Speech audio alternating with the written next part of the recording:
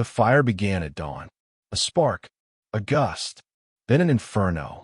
Flames roared through the dry thicket like a living beast, devouring trees, scorching earth, driving every creature into flight. But deep within the smoke-choked brush, something small didn't run. It couldn't. A leopard cub, barely 6 weeks old, clung to the base of a burning acacia tree, its golden eyes wide with terror. Its mother was gone, blown apart by poachers' gunfire 3 nights before. Now, surrounded by fire and silence, it let out a cry so faint, most would have missed it. One ranger didn't, and what he did next would echo across continents.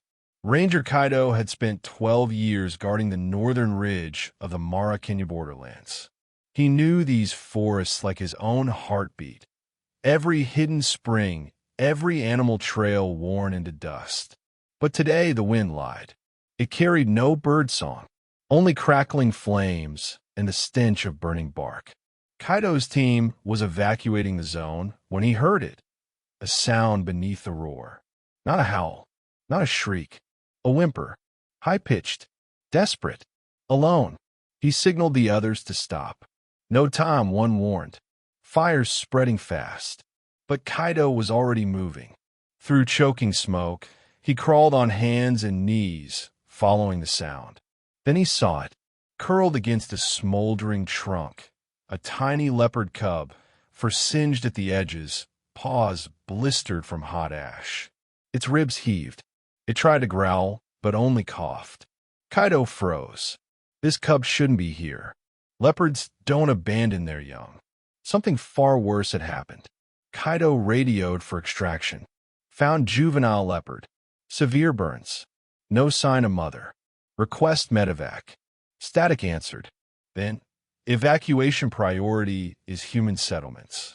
Animal rescue suspended. Kaido clenched his jaw. Behind him, the fire advanced, now just meters away. He looked down at the cub. Its breathing was shallow, its body trembling, and then he saw them. Tracks. Fresh. Human. Leading deeper into the flames. Poachers. They hadn't just killed the mother. They'd set the fire to cover their tracks. Kaido's blood turned cold. This cub wasn't just injured. It was targeted, left to burn. Left to die, but not today, not while he still drew breath. No stretcher, no vehicle, no water, just a man, a dying cub, and a wall of fire closing in. Kaido ripped off his shirt and soaked it in a muddy puddle near a collapsed termite mound, wrapped the cub gently, held it tight against his chest, then ran. Branches snapped over his head. Embers rained down. Smoke clawed at his lungs.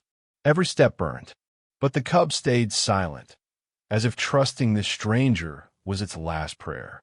Halfway to the edge, his ankle twisted on blackened roots. He fell. The cub tumbled free. A flaming branch crashed between them. Kaido screamed, not in pain, but defiance.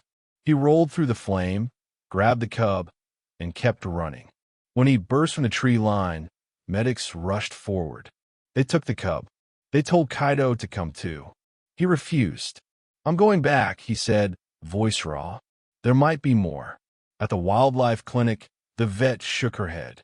3rd-degree burns on 2 paws. Dehydration. Smoke inhalation. Survival odds? Less than 20%. They named him Safi, Swahili for pure, because despite everything, his eyes held no hatred. Only hope. Kaido visited every day, sat outside the cage, played recordings of leopard calls, told stories of the forest, and slowly, Safi responded. First, he drank water. Then he ate soft meat. Then he stood, wobbling, falling, trying again. Each time, Kaido smiled. You're not giving up, he whispered. So neither will I. 3 weeks later, news came. Poachers had returned, set up camp near the riverbank. Armed, watching. They were waiting for weakened animals, easy targets. Kaido wanted to act, but he was grounded, still recovering from smoke damage. "They'll kill anything that moves," his commander said. "We wait for backup." But Kaido knew, waiting gets animals killed. That night, he took a jeep, a tranquilizer rifle, and a promise to bring justice or die trying.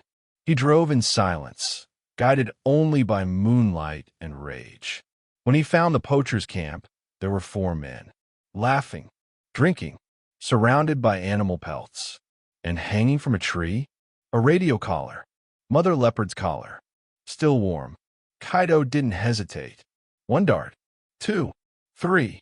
They never saw him coming. By morning, the authorities arrived, cuffed men, seized weapons, evidence sealed. But Kaido was already gone. Back to Safi. Months passed. Safi healed. His scars faded. His muscles grew. His instincts awakened. But he wasn't wild yet. Not fully. The team planned a soft release, a protected reserve where he could hunt, explore, learn. On release day, Kaido carried him one last time, placed him gently on mossy earth. Safi sniffed the air, turned, looked at Kaido, then padded forward, slow at first, then faster, into the trees. Kaido didn't wave, didn't call. He simply watched, until the cub vanished into shadow. Tears streamed down his face, not from sadness, from pride. A year later, rangers spotted something strange. Near the same acacia, now regrown with green shoots, a large leopard moved silently through dawn mist. Beside her, 2 cubs, one golden-furred, one bearing faint scars on its front paws. They played, they hunted, they lived, and high on a ridge, watching through binoculars, was Kaido. He didn't follow, didn't interfere, but he smiled, because he recognized that gait, that tilt of the head. It was Safi, now a father, free, wild, alive. Nature doesn't forgive. It doesn't remember. It simply is. But sometimes a single act of courage bends the rules. Safi should have died in fire, eaten by predators, lost to grief. But one man stopped walking, stopped accepting, stopped looking away, and changed a life. Not just the cubs, but everyone who hears this story. Because compassion isn't weakness. It's rebellion against cruelty, against indifference, against the lie that we can't make a difference. Tonight, somewhere in the African wilds, a leopard prowls beneath the stars, his cubs safe beside him, breathing free. And miles away, a ranger sleeps peacefully, knowing that some miracles aren't magic. They're made by hands that reach, hearts that care, and souls who refuse to walk away. This leopard survived because someone cared. If you care too, please subscribe.